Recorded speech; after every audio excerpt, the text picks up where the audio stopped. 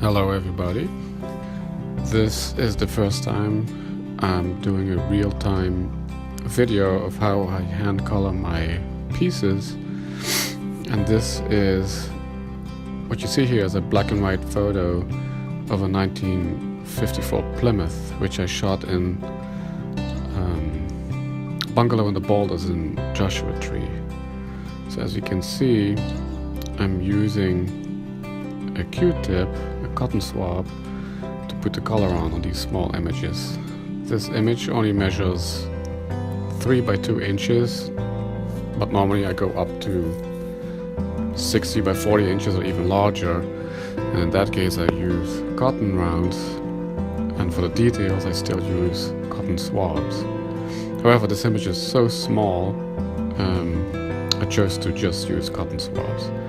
I'm putting on a burnt sienna here, which is actually one of my favorite colors. I use it for a lot of my photos, especially for the beach. I use a very light burnt sienna for the beach scenes, normally for the sand. I also use it a lot for my ghost town pictures, like the old wood inside. But it also works really well here for this Plymouth. Here I'm adding a little bit of blue, which turns out a little bit of a green shine when it mixes with the burnt sienna.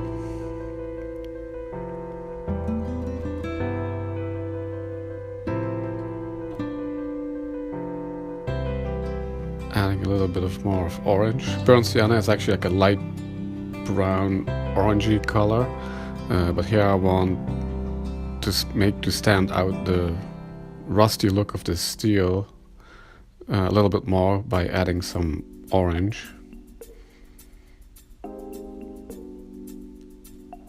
By the way, I'm using Marshall photo oils to do this. Here I'm adding some yellow.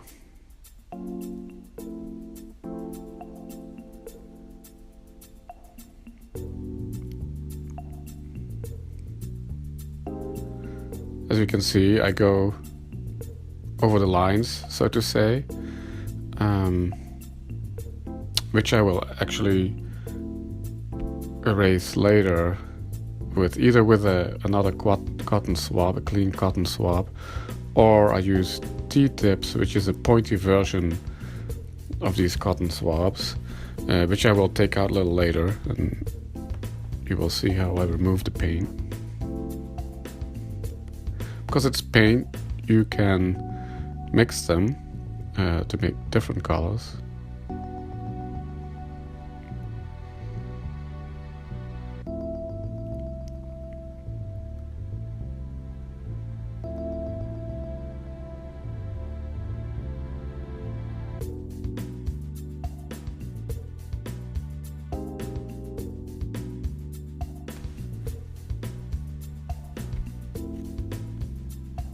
This type of cotton swab is called an IT. So I can also use these to add some color, as I'm doing here, to the photo. You can do pretty detailed work with these types of cotton swabs.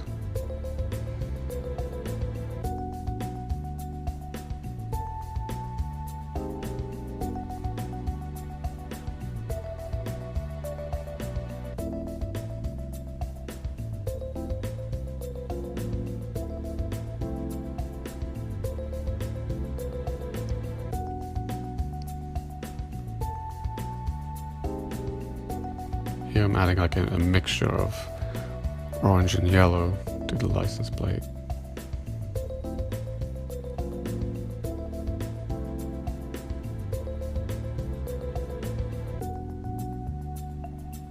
For larger surfaces, they're a little bit harder to work with, so I'm actually using the backside of this IT to add some orange in the background to the Joshua Tree desert.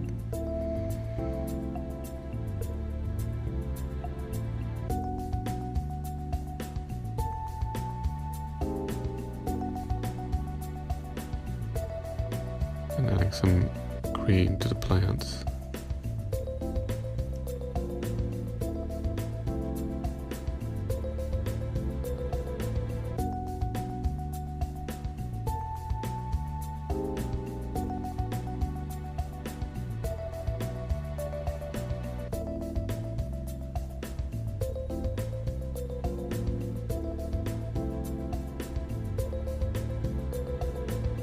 can brush it on, but you can also, as you can see I'm doing now and then, dab it on. And here I'm removing some of the paint and when in the areas where I don't want it.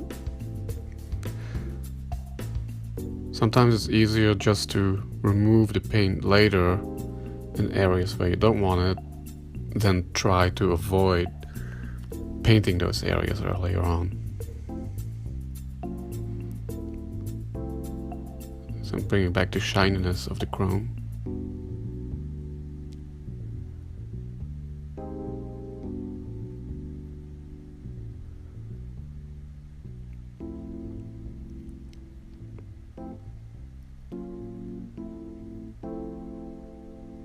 And then adding some blue as a reflection from the sky.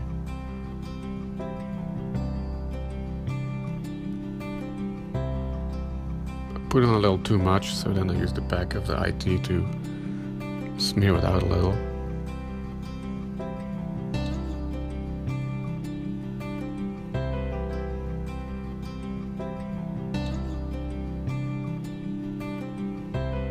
And here I'm adding some of the reflection from the ground to the bumper.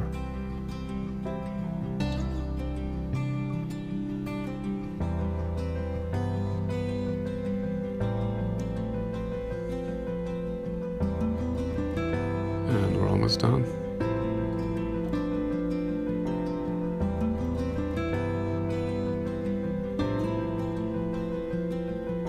That's it.